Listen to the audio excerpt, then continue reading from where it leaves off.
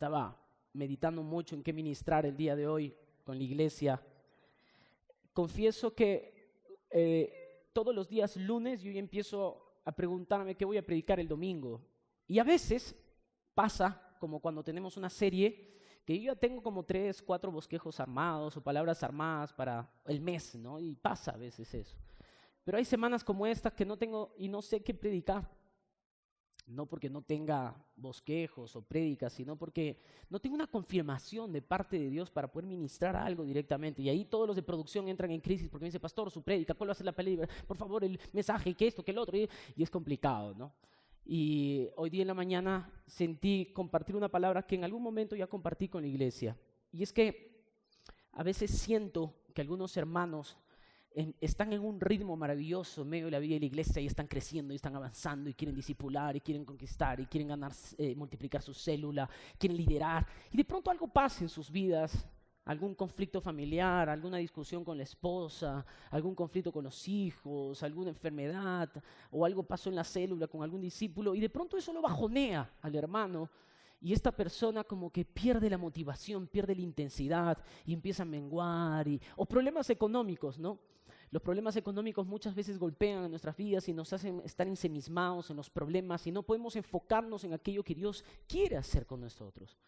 Y yo percibo eso, que muchos hermanos están como que y de pronto ¿no? Algo pasó que los bajoneó. Y yo siento que está pasando esto con algunos hermanos porque me pasa a mí también. Justo el día de ayer yo compartía con unos hermanos, estaba conversando. Yo les decía, ¿no? Que soy yo o hay un pito ahí. Pensé que era mi oído. Dije, ya reventó. Entonces, y yo le decía que existen muchas formas de predicar, pero la forma en la que Dios me ha llamado a mí a predicar es siempre colocando mi vida. Y siempre que me paro delante de ustedes, me he desangrado delante de ustedes y le he contado lo que yo estoy viviendo y cómo es que Dios está tratando eso en mi vida y cómo que creo que Dios también va a tratar contigo. Amén, ¿sí se entiende, no? Y creo que también me pasa a mí eso, que muchas veces estoy en un ritmo con Dios y estoy creciendo, estoy avanzando y de pronto ¡boom! Algo pasa y de pronto sí me bajonea y siento que estoy como que arrastrándome en el suelo, ¿no? Como una cucaracha. Pero yo creo que Dios nos llamó a algo grande. ¿Saben? Creo que Dios nos llamó a la grandeza. No creo jamás que Dios nos llame a algo mediocre o algo superficial. Creo que Dios realmente nos llamó a hacer historia. Realmente lo creo. Y creo que toda persona que camina conmigo de una u otra forma es influenciada sobre esta misma fe, esta misma creencia, de que Dios nos ha llamado a la grandeza. Dios no te llama a la mediocridad, Dios no te llama a ser un infeliz. Dios quiere que tú seas feliz y que vivas con un propósito existencial, que puedas realmente sentir que tu vida tiene una relevancia, tiene un enfoque. Entonces yo creo que Dios me levantó para algo grande. No creo que Dios me levante para algo mediocre. Yo creo que Dios siempre quiere hacer contigo algo grande, algo maravilloso. Hay un versículo en la Biblia que está en el libro de Juan, en el capítulo 15, versículo 16, donde dice así. Tal vez podrías un vasito con agua, por favor. Sí, Osito. Gracias. Gracias. Creo que es la primera vez que viene y disculpe. Gracias. Es que Roger lo despedimos, no nos sirve, entonces ya está en otra. Perdón. Volvió Roger, lo hemos recontratado. Gracias, Roger. Yo antes tenía una costumbre que yo tomaba estas botellas de agua y me las vaciaba así, pues, ¿no? Solo que si hago eso, ahora mi estómago revienta, pues no puedo, ¿no? Por eso es que me cuido mucho. Yo ahorita me llené ya. Entonces, volviendo al punto, este versículo es muy interesante. Dice así: no me elegisteis vosotros a mí, sino que yo os elegí a vosotros. Es interesante cómo empieza este versículo, porque hay muchas personas que creen que de una u otra forma llegaron y alcanzaron a Dios o encontraron a Jesús. ¿Han escuchado esa frase? ¿No? He encontrado a Jesús. ¿Sí? ¿Eso es verdad? ¿Cuántos aquí han encontrado a Jesús? Levanten la mano. Ya, eso es falso. Tú no has encontrado a Jesús. ¿Sabes por qué? Porque el ser humano no puede encontrar a Dios. Amén. Jesús es el intento de Dios por alcanzar al hombre. De hecho, todo principio religioso y de meritocracia nace desde este concepto: yo encontré a Jesús. Y es que el ser humano no puede alcanzar a Dios, no puede encontrar a Jesús. Es Dios quien encontró al hombre a través de Jesús. ¿Cuántos están entendiendo lo que les estoy diciendo? Entonces, Es Dios quien te encontró y que te trajo aquí. Tampoco viniste aquí por tu propia fuerza o tu voluntad. Fue Dios quien te trajo aquí. ¿Cuántos están entendiendo lo que les estoy diciendo? Amén. Entonces, ¿cuántos fueron encontrados por Jesús? Amén. ¿Cuántos fueron encontrados por Jesús? Ya, es que vi unos, ¿no? O sea, que te molestó que te encontrara, ¿no? Algunos estaban bien escondidos, ¿no? Pero aún así Dios los encontró. Y este versículo empieza diciendo así: no me elegisteis vosotros a mí, sino que yo os elegí a vosotros, y os he puesto para que llevéis fruto, y vuestro fruto permanezca, para que todo lo que pidierais al Padre en mi nombre, Él os los dé. Es interesante cómo es que Jesús aclara esto y dice así: oye, ustedes no me eligieron a mí, yo los elegí a ustedes. No es que ustedes vinieron y me dijeron, Jesús, quiero ser tu discípulo. No. Recuerden que fui yo quien los eligió a ustedes.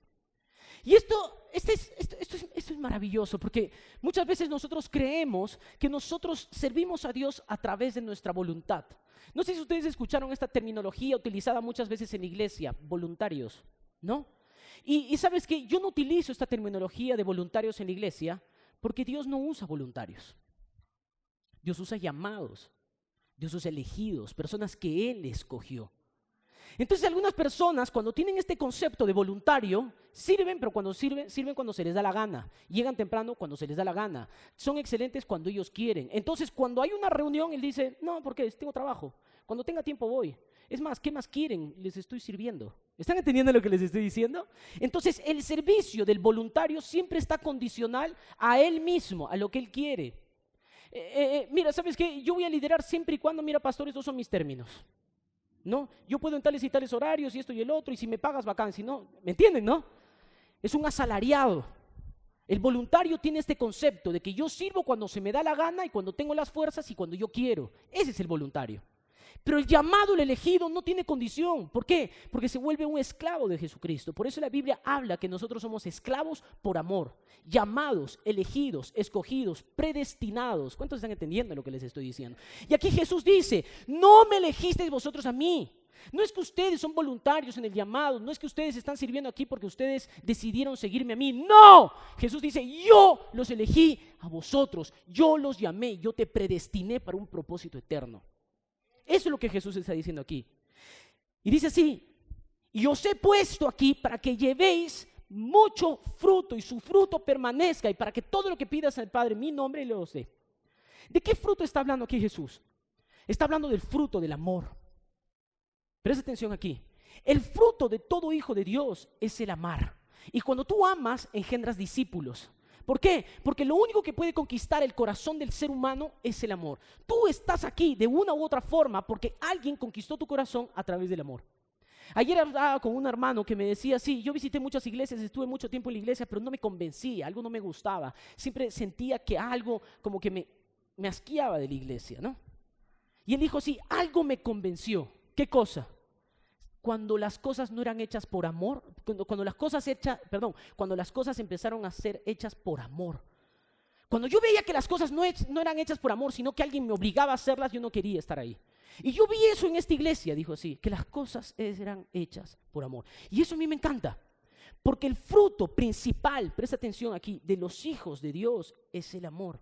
Y el amor traerá multitud de frutos. El fruto del amor, cuando se empieza a multiplicar, engendra discípulos.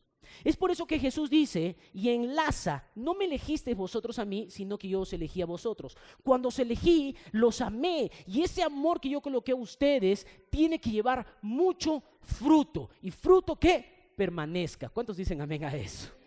Entonces lo único que puede permanecer es el amor. Y dice, yo soy la vid, vosotros los pálpanos. El que permanece en mí, en Cristo, en la iglesia, y yo en él, este lleva fruto, porque separados de mí, nada podéis hacer. Separados de él, amor. Entonces muchas veces la iglesia empieza a tornarse muy profesional, muy metódica, muy institucional. Entonces empieza a crear el paso número 1, evangelismo. Paso número 2, consolidación. Paso número 3, discipulado. Y después vienen los cursos. Curso de madurez espiritual, curso de entrenamiento de líderes, curso Osito 1, Osito 2, Osito 3, Osito 4, Osito 5. Una vez que pasaste los cursos de Osito, ya puedes ser hasta pastor. Entonces, ¿están entendiendo lo que les estoy diciendo, no?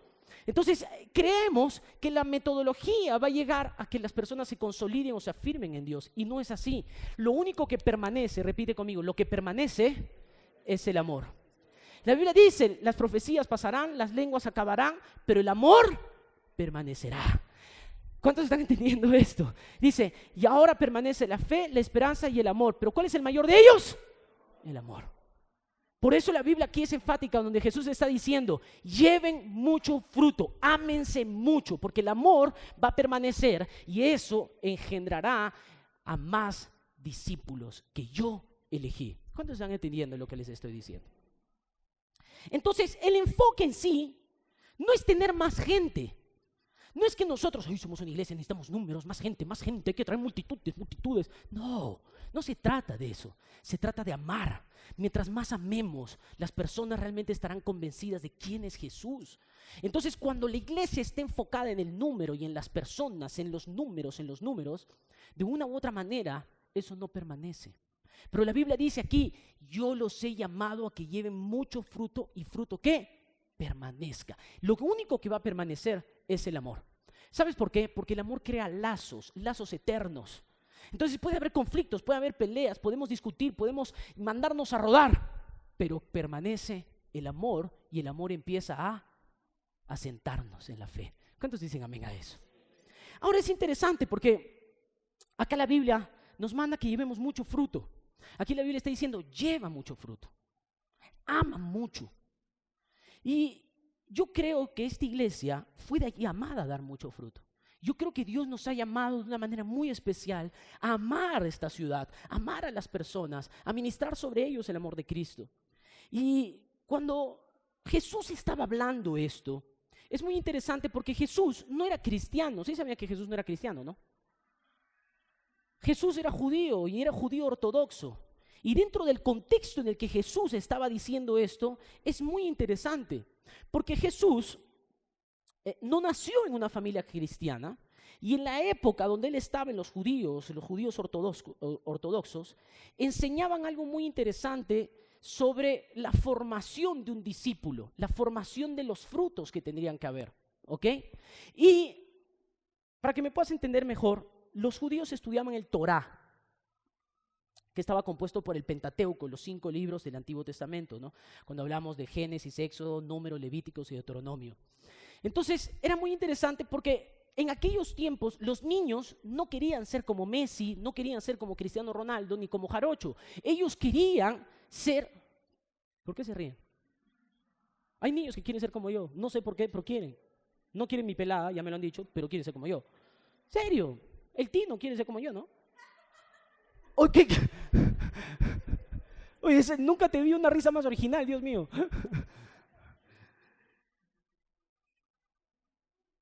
Voy a pasar este trago amargo. Creo que estoy mojito. Entonces, ¿qué pasaba? Los niños en aquellos tiempos no querían ser como los personajes famosos como Hollywood. Ellos no querían ser como Brad Pitt, Leonardo DiCaprio, ni José Miguel Noriega. Ellos querían, presta atención, ser rabinos. O sea, en aquellos tiempos el personaje más famoso del pueblo, de la comunidad, era el rabino. Cuando el rabino salía así. Y todos decían, ¡ay, este es el rabino! Y el rabino era el maestro de maestros en aquellos tiempos. ¿Ok? Entonces todos los niños nacían con la ilusión de algún día ser rabinos. Como hoy día cuando tú ves a los niños que se peinan como Cristiano Ronaldo, como Messi, dicen, no, que yo soy así, sí, ¿no? Y quieren ser como ellos, ¿no? Quieren crecer. Cuando van creciendo y se dan cuenta que tienen 12, 13 años y que no van a ser como ellos, ¿qué pasa con los niños? Se frustran, se deprimen. ¿Qué dicen? No sirvo para nada, es una porquería, tendré que ser pastor. Entonces, allí...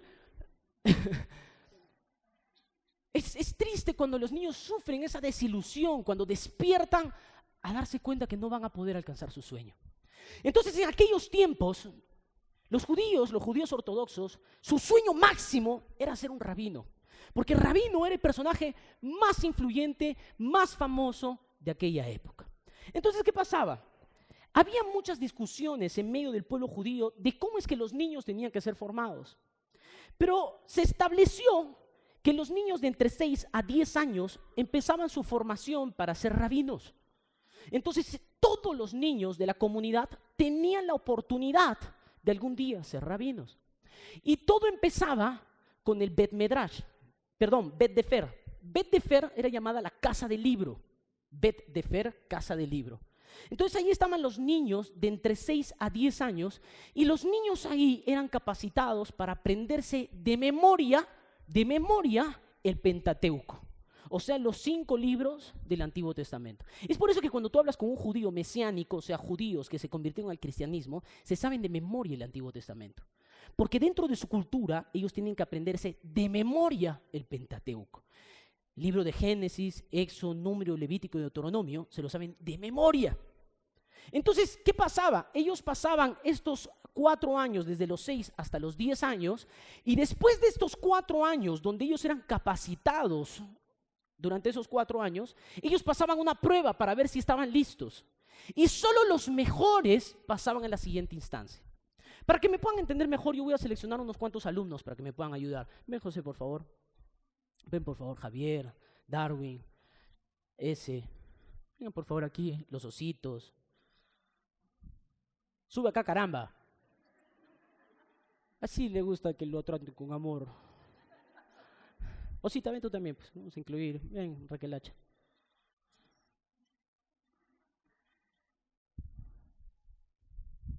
Ya, tú también, ya entendí tu intención. Ven.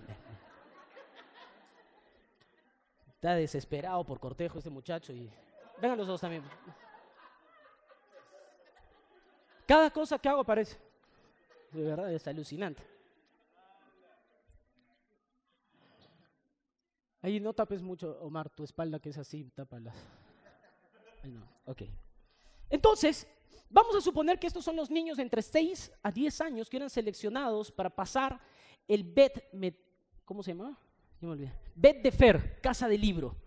Entonces ellos estaban en el Bet Defer desde los 6 hasta los 10 años y cuando pasaban, presta atención aquí, cuando llegaban a los 10 años, se aparecía el rabino y les hacía la prueba para ver si ellos pasaban a la siguiente instancia. Y de pronto el rabino se acercaba a uno de los niños que se había preparado por 4 años aprendiéndose de memoria el Pentateuco y le decía así, Éxodo 24.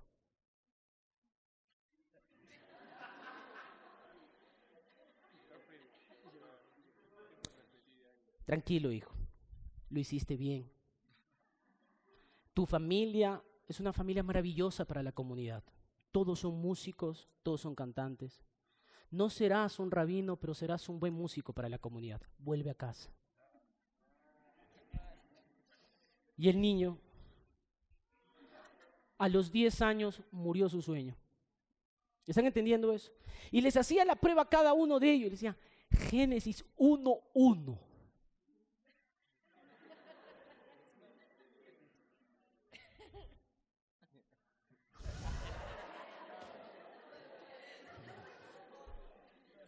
Tu familia, tu padre es un gran abogado, tú serás igual que él, serás de bendición para la comunidad, pero no podrás ser un rabino. Vuelve a casa, hijo. Y así, poco a poco, mira, facilita. Levítico 16:13. No, vete a tu casa. Tu familia no sirve para nada, tú tampoco, vaya para allá. ¿Entiendes, no? Entonces ahí el niño, destruido, volvía a su casa. Y todos los demás que pasaban a la siguiente instancia, porque se habían preparado más, porque habían estudiado, etcétera, etcétera, ellos pasaban para otra parte donde ellos eran capacitados desde los 10 a los 14 años en el Bet Taulut, donde ahí en el Bet Taulut ya no solo se tenían que aprender de memoria el Pentateuco, sino los 39 libros del Antiguo Testamento. Entonces estos niños entre los 10 y los 14 años se rompían la cabeza estudiando todos los días, aprendiéndose de memoria el Antiguo Testamento, porque su sueño era ser rabinos. Ellos querían ser rabinos como a de lugar, y ellos sabían que su vida dependía de ese estudio. Pasaban esos 4 años más y se aparecía de nuevo el rabino y les hacía la prueba. ¿Tu familia ha bajado billete? Génesis 1:1. La tierra estaba vacía. Hoy vete a tu casa, ¿ya? Vete a tu casa, vete a tu casa. A esos los pegaban antes de que se vayan, ¿no?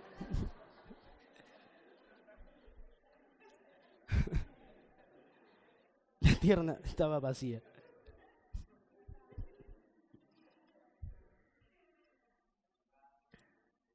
Después de esto, les preguntaba uno por uno. Éxodo 3:2. 3:2. Ve a tu casa. Ve a tu casa. Fue Moisés, sí. Estamos graves, ¿ah? Tenemos que leer la Biblia.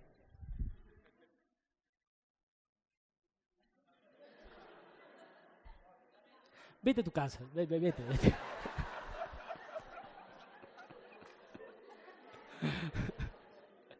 Imagínense, su sueño en ese momento moría por completo. Génesis 1:2. Sí, ve a tu casa, ve, sigue haciendo lentes con tu mamá. Ve. Pero presta atención, aquí vamos al punto importante en medio de lo que estamos disfrutando ahora. Cuando el rabino se acercaba a ellos y ellos respondían de la manera correcta, el rabino solo tenía una frase. Era la frase soñada. Escucha aquí, soñada, que los niños querían escuchar. Se habían preparado desde los 6 años hasta los 14 años para ese día. Si es que el rabino se acercaba y le decía, vuelve a tu casa, sus sueños morían en ese momento. Sabían de que no iban a ser personas históricas y que sus vidas no iban a tener relevancia. Pero si el rabino se acercaba, el rabino solo hacía así: ven y sígueme. Esta frase, ven y sígueme, significaba que ellos habían sido elegidos para ser talmidinos. Repite conmigo, talmidinos. Talmidino era el nombre que se utilizaba para el discípulo directo del rabino. Y este talmidino se iba a vivir con el rabino. No es que estudiaba de vez en cuando en su casa, no. Ellos entraban a la casa de estudio que se llamaba Bet Medrash. En el Bet Medrash ellos eran capacitados desde los 14 hasta los 30 años de edad para ser rabinos. Pero ¿sabes qué era lo más alucinante de todo esto? Es que ellos habían escuchado esta frase que ellos anhelaban escuchar. Todo niño anhelaba escuchar que un día un rabino le diga, ven y sígueme. Eso significaba que su historia era cambiada por completo. Ellos nunca más iban a ser los mismos, porque ellos entraban al Bet Medrash, a la casa de estudio, eran discípulos directos del rabino. ¿Y saben qué era lo que cuentan los registros históricos? Que cuando el rabino caminaba, los talmidinos caminaban tan pegados a él. No me toques. Compórtate. Tan pegados a él que cuando él caminaba, el polvo de sus sandalias los manchaba a ellos. Una característica de ellos es que tenían que estar manchados con el polvo de las sandalias del rabino, porque si no, no eran buenos discípulos, si no, no eran buenos talmidinos. Lo que les estoy diciendo no es una exageración. Los registros históricos muestran que si el rabino entraba al baño, ellos se quedaban parados en la puerta y desde el baño seguían recitando los versículos y los pasajes que ellos tenían que aprenderse de memoria. El estudio era continuo, era día y noche. El rabino dormía y los discípulos dormían en el suelo al lado de él. Esos eran los talmidinos de aquellos tiempos. Y allí es donde viene esta pregunta. ¿Y Jesús? ¿Dónde estuvo en medio de todo esto? ¿En qué parte se quedó Jesús en medio de ese estudio? Pueden irse, gracias.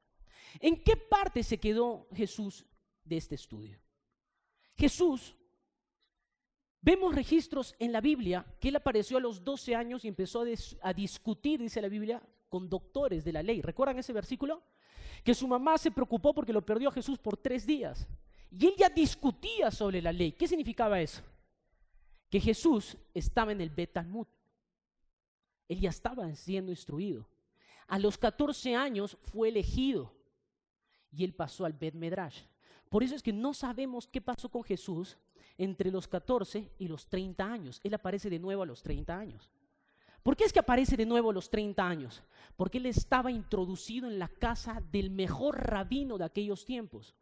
Los registros históricos, hay un teólogo muy famoso que se llama David Fletcher. Él dice que Jesús tuvo la mejor educación de aquellos tiempos. Jesús no estudió en cualquier lugar, Jesús estudió en el Harvard de aquellos tiempos.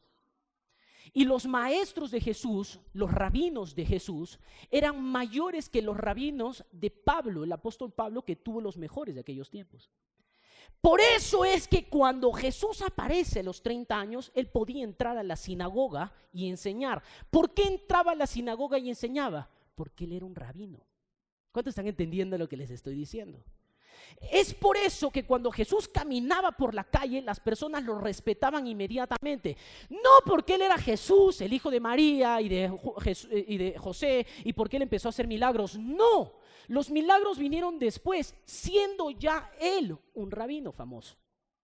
Entonces, cuando la gente lo vio aparecer a Jesús, sabía que Jesús, primero que nada, no vestía de cualquier forma. Él vestía pituco. Él tenía la mejor vestimenta porque venía de la casa de estudio más famosa y prestigiosa de aquellos tiempos. Entonces Jesús no era cualquier judío, ya era un rabino. Solo que la Biblia cuenta algo maravilloso e increíble que sucedió con Jesús.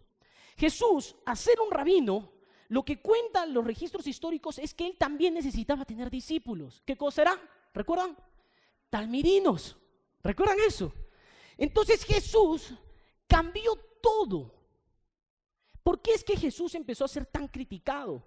¿Por qué es que Jesús era un hombre frente a las personas que destruyó todos los conceptos religiosos judíos ortodoxos? ¿Por qué? Porque Jesús va a la sinagoga, empieza a enseñar. Lo que él enseñaba era fascinante, le rompía la cabeza a las personas que estaban ahí. Pero cuando él sale de la sinagoga, dice la Biblia, Jesús regresó a Galilea en el poder del Espíritu y se extendió su fama por toda aquella región. Enseñaba en las sinagogas y todos lo admiraban, dice Lucas 4:14. Después dice Mateo 4:18, mientras caminaba junto al mar de Galilea, o sea, después de enseñar en la sinagoga, Jesús vio a dos hermanos. Uno era Simón, llamado Pedro, y el otro Andrés. Estaban echando la red al lago, pues eran pescadores. ¿Y qué les dijo Jesús? ¿Qué les dijo Jesús?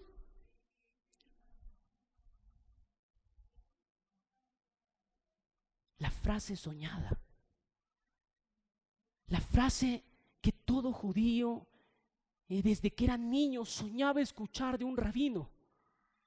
Ven y sígueme. Entonces algunas personas siempre se preguntan y dicen, ¿por qué es que estos pescadores de pronto dejaron todo y siguieron a Jesús? ¿Por qué? Porque era el sueño de todo judío, que de pronto venga un rabino y te diga, ven y sígueme. Pero no solo eso, estamos hablando de un Pedro que tenía más de 30 años, que era pescador. Si era pescador, ¿qué significaba eso? Que él no había sido calificado. Él era un descalificado. Él era un rechazado. Él nunca podría llegar a ser un rabino en medio de los conceptos y preceptos que estaban establecidos dentro de la cultura judía ortodoxa. Él ya había sido un desechado. Él no podría ser un discípulo. Él no podría ser un talmidino. Pero de pronto viene el rabino más famoso de aquellos tiempos, del cual todo el mundo está hablando. Se para en la orilla. Le dice, tira las redes, haz una pesca milagrosa. Después de esa pesca milagrosa, se acerca y le dice así, ven y sígueme. Es por eso que Simón Pedro en ese momento cae a tierra y le dice, Señor, apártate de mí. No puedo ser tu discípulo porque soy un hombre pecador. ¿Y qué le dice Jesús? No tengas miedo. Yo te haré pescador de hombres. Yo te haré mi discípulo. ¿Cuántos están entendiendo eso? El sueño de cada persona. De toda persona que había sido descalificada. Cuando tú ves a los discípulos de Jesús, los 12 apóstoles eran una sarta de desgracia. Uno era peor que el otro. Dentro de los discípulos de Jesús habían dos pescadores que habían sido desechados. Estaba ahí Pedro y Andrés. hombres que tenían que pescar porque no les quedaba de otra, porque cuando habían hecho el Bet Talmud, el Bet Medrash y todo eso, no habían sido parte. Estaba Santiago, estaba Juan, que tampoco servían para nada. Y de pronto va Jesús y les dice: ven y sígueme. Estaba Mateo, que era un cobrador de impuestos, odiado por toda la gente, detestado por todo el mundo, y se acerca a Jesús y le dice: ven y sígueme. Por eso es que ellos inmediatamente lo seguían, porque era el sueño. Sube pues, ¿qué estás esperando?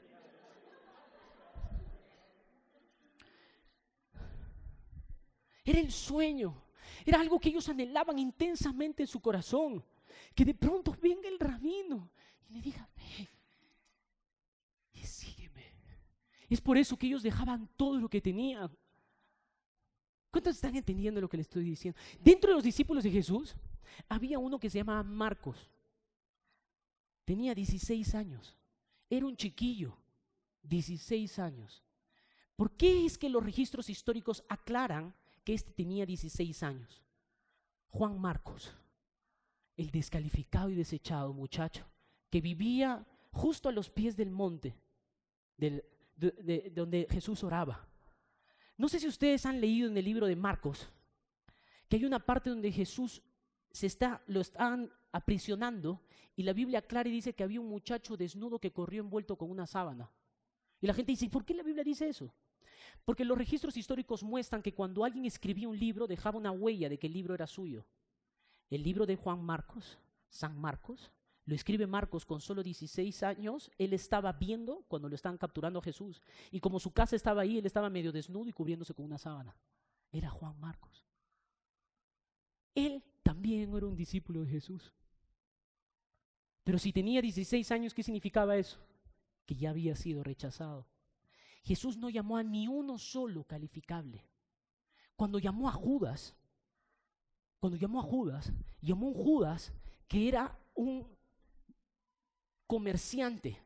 Y Judas no es Judas Iscariote, es Judas de Queriot, la región más rica de aquellos tiempos. Todos los que vivían en Queriot eran pitucos, y lo llamó a él y le dijo: ven y sígueme. ¿Cuántos están entendiendo lo que les estoy diciendo? ¿Saben qué? En medio de los discípulos de Jesús había uno que se llamaba Simón el Celote. Los celotes en aquellos tiempos eran terroristas que implantaban bombas, caos, miedo en medio de la gente. A ese descalificado y desechado, Jesús lo llamó y le dijo: ven y sígueme.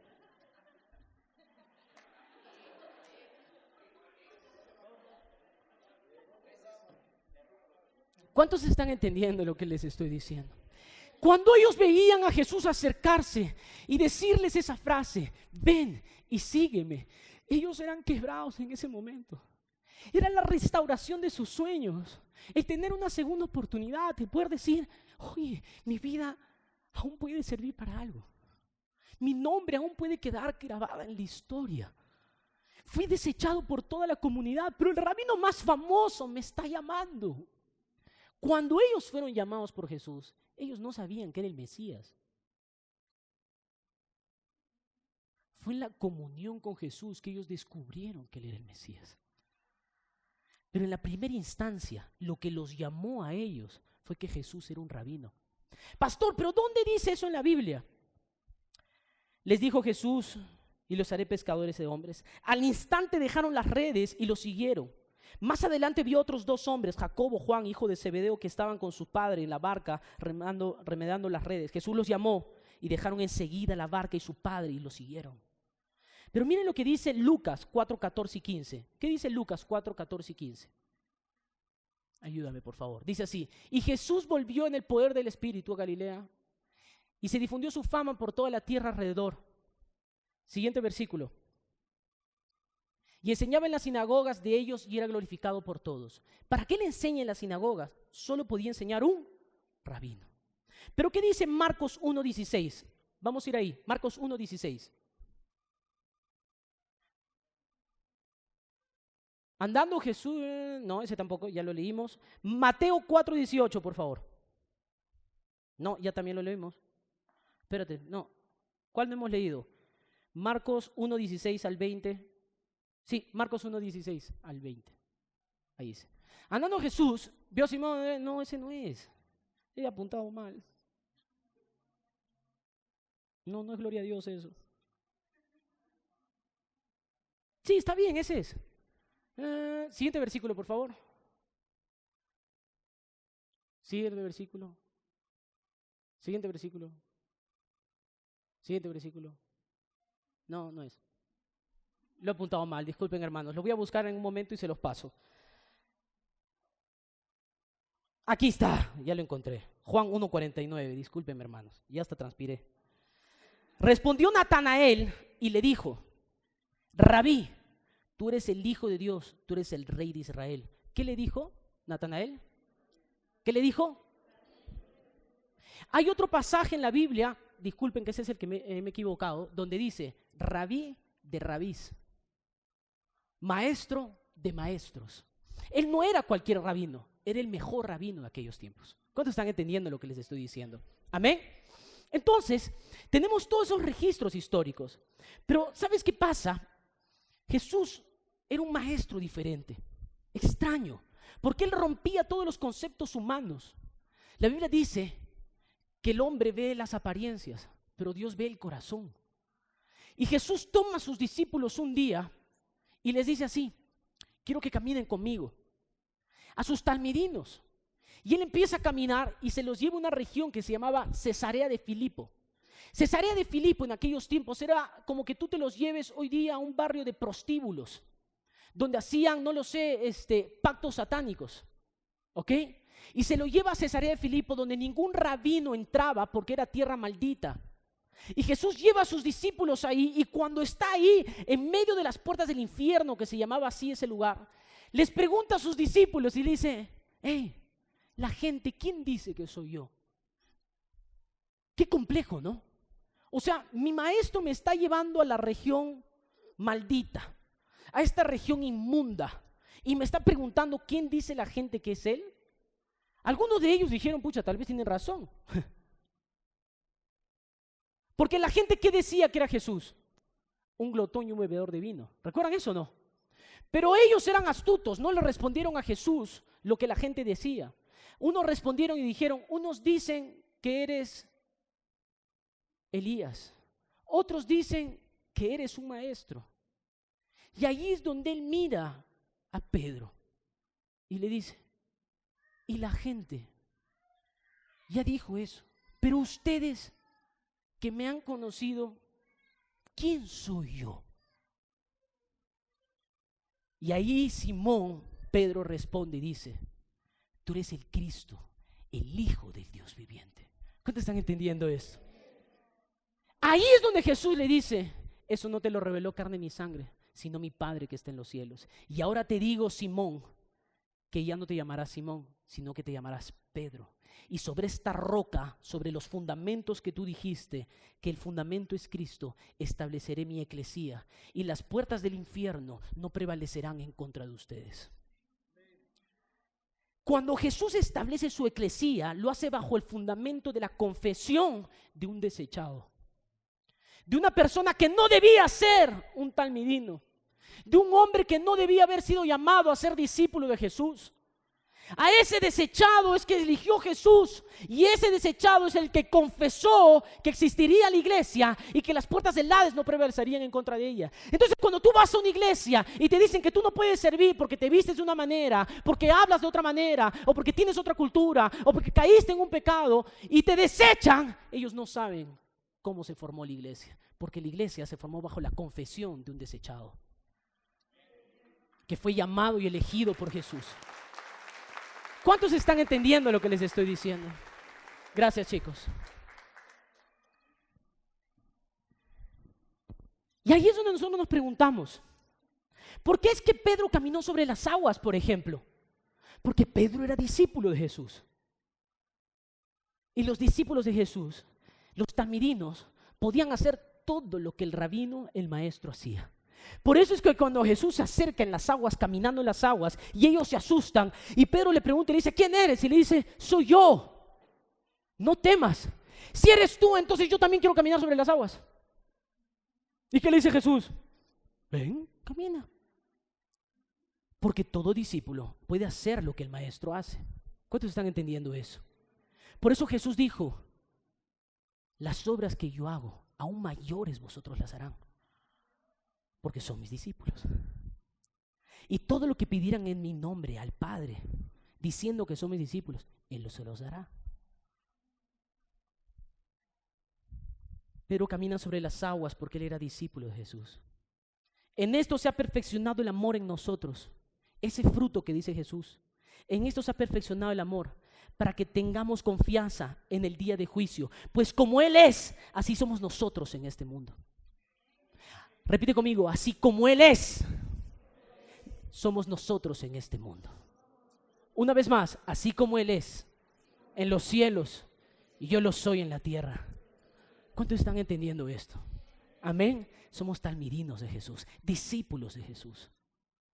Tú puedes decir, pastor, pero yo he pecado, pastor. Yo he destruido, yo he hecho mal. Yo no soy una buena persona. Sí, pero Jesús fue y te dijo, ven y sígueme. Muchas personas podrán decir que estás descalificado y que no sirves para nada, pero en esta mañana yo vine a decirte una cosa. Él cree en ti. Él creyó en ti, por eso te ha llamado. Tú eres llamado talmidino de Jesús. La Biblia también nos dice algo muy interesante. La Biblia dice que nosotros somos hijos adoptivos de Cristo. ¿Por qué la Biblia dice que somos hijos adoptivos de Jesús? Porque no somos judíos. Nosotros somos los gentiles. Pero cuando la Biblia habla y el apóstol Pablo escribe la carta a los romanos, él escribe la carta a los romanos y él dice que nosotros somos hijos adoptivos de Dios. Esta palabra adoptivo en el idioma español, en nuestro castellano, es bien fea. No nos gusta ser llamados hijos adoptados, porque para nosotros adopción es tomar algo que no te pertenece y hacerlo tuyo. Pero en el idioma original, la palabra adoptar significa tomar algo que siempre te perteneció, recuperarlo. Pero ni siquiera bajo ese contexto lo dijo el apóstol Pablo. Cuando el apóstol Pablo escribe la carta a los romanos, él lo escribe bajo la terminología de los 12 tablas del derecho romano. Todos los que han estudiado derecho, levanten la mano. Abogados. Todos los que son abogados pueden ratificar lo que yo les estoy diciendo. Existe una rama y un estudio dentro del derecho donde estudian derecho romano. Y cuando estudian derecho romano, estudian directamente el libro de Romanos de la Biblia. Porque el libro de Romanos de la Biblia está escrito por el apóstol Pablo bajo los términos de las 12 tablas del derecho romano. ¿Qué eran las 12 tablas del derecho romano? Las 12 tablas del derecho romano enseñaban a todos los romanos los decretos, las normas, prohibiciones y leyes de la cultura romana. Y dentro de las normas, prohibiciones y derechos romanos, había una que decía lo siguiente, que si yo tenía un hijo, presta atención aquí, y yo era un hombre rico, un hombre poderoso, pero yo tenía un hijo, que mi hijo era un irresponsable, inmaduro, que no estaba listo para heredar, yo tenía que hacer lo siguiente, yo tenía que desterrarlo o matarlo, para que otro pueda heredar. Presta atención aquí. La ley decía que si él no estaba listo para heredar, yo tenía que desterrarlo o matarlo. Pero si yo lo desterraba y yo lo mataba, yo tenía que elegir a otro para que pueda heredar. Entonces los hombres poderosos de aquellos tiempos elegían muchas veces un sobrino, un pariente, si no tenían otro hijo. Pero también elegían a los esclavos. Existían unos esclavos muy importantes, que eran los esclavos de oreja perforada, o llamados también esclavos por amor. Los esclavos por amor eran esclavos que habían sido liberados después de su servicio, después del año bisiesto, ¿cómo se llama? El año de jubileo, perdón, que era el año donde todas las deudas eran pagadas y los esclavos eran liberados. Entonces vamos a suponer que yo era un esclavo y yo tenía que ser liberado. Pero yo iba donde mi amo y le decía, amo, yo no me quiero ir, porque me siento amado por ti y me siento como un hijo. Él decía, sí, pero la ley dice que te tengo que liberar. La única forma de que este esclavo se quede en la casa era de que su oreja sea perforada. Entonces lo ponían contra una pared y como con un clavo sin agujero, sin punta fina, le reventaban la oreja y le hacían un hueco enorme, como el que tiene el oso. No, literalmente, era así. Por eso eran llamados los esclavos de oreja perforada o los esclavos por amor. Esa señal era la señal de que ellos habían quedado voluntariamente. Entonces este hombre poderoso, después de desterrar a su hijo, seleccionaba a un esclavo que se volvía heredero de todas sus riquezas. Entonces, cuando la Biblia dice que tú eres hijo adoptivo de Dios, está diciendo que él tuvo que desterrar a su hijo y matarlo para que tú te vuelvas heredero.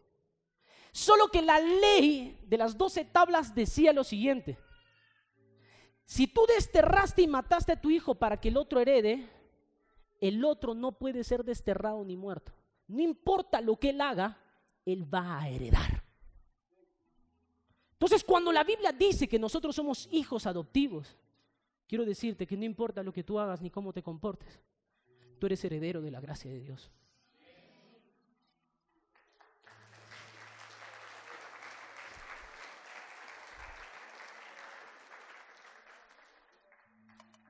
Cuando Jesús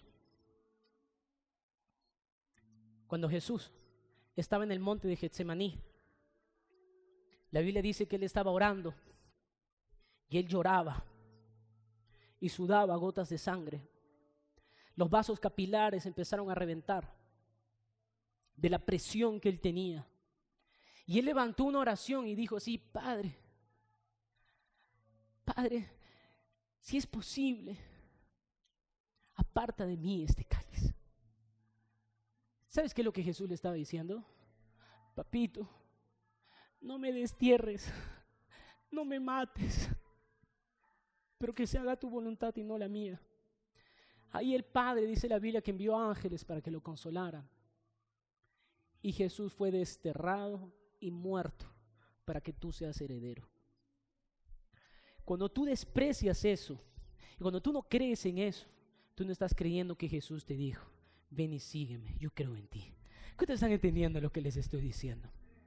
Muchas veces despreciamos la gracia, despreciamos ese llamado de Dios sobre nuestras vidas y olvidamos que en algún momento Jesús fue a las orillas de nuestro mar y se subió a nuestra barca y después nos dijo: ven y sígueme, ven y sígueme. Ese es el llamado de Jesús en esta mañana para ti. Yo creo en ti, ven y sígueme. Todo ya fue hecho. Todo el precio fue pagado. Todo ya fue consumado. Jesús levanta una oración. Mas no ruego solamente por estos, sino también por los que han de creer en mí, por la palabra de ellos. Y Jesús oró por nosotros y rogó por nosotros, porque Él creía en nosotros. En esta mañana quiero decirte una cosa: Jesús cree en ti. Él ha venido a decirte en esta mañana: ven y sígueme. Deja las redes, deja lo que estás haciendo. Yo te haré pescador de hombres. Pero pastor, yo no sirvo para nada. Yo no sé predicar, yo no sé cantar, yo no sé evangelizar, yo no sé hacer nada. Ven y sígueme. Jesús no te está diciendo que tú tienes que ser un maestro, un apóstol, no. Jesús te está diciendo: deja las redes, deja lo que estás haciendo. Ven y sígueme. Ven y sígueme. Ponte de pie, por favor.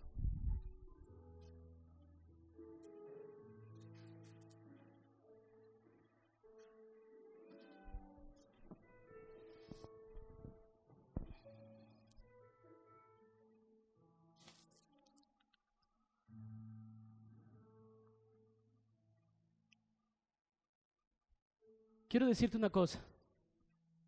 No sé, a veces yo no entiendo por qué yo soy pastor. No sé a ciencia cierta hasta ahora qué es lo que Dios quiere hacer conmigo. Solo sé que Él ha creído en mí, en una persona completamente inservible e inútil. Dentro de los conceptos, preceptos establecidos para un pastor, sé que no encajo en ninguno. Ni siquiera dentro de la vida. En muchas iglesias, para ser pastor tú tienes que haber hecho un seminario teológico no sé cuántos años.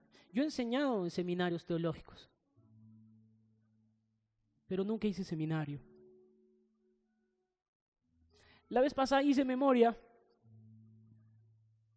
y recordé que yo nunca me gradué en el curso de entrenamiento de líderes.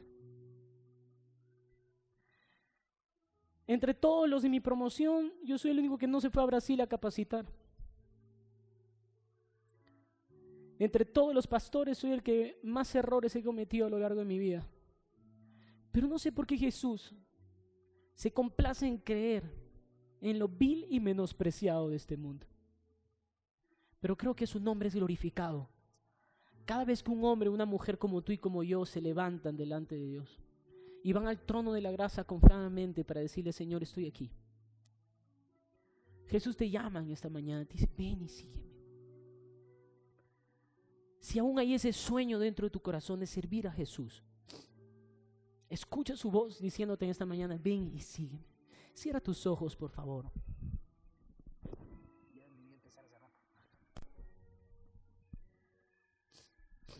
Cierra tus ojos.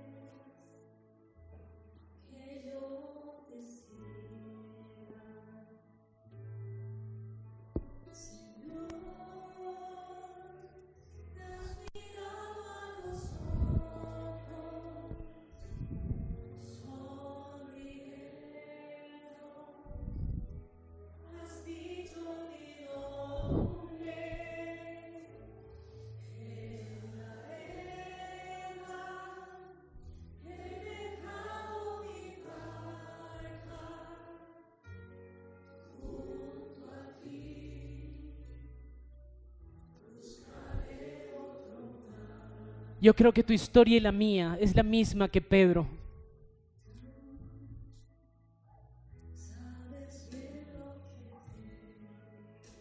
Jesús viene a tus orillas. No lloro ni espadas, tan solo redes.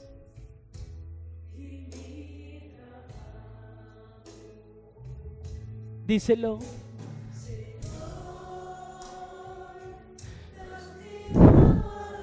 Él cree en ti.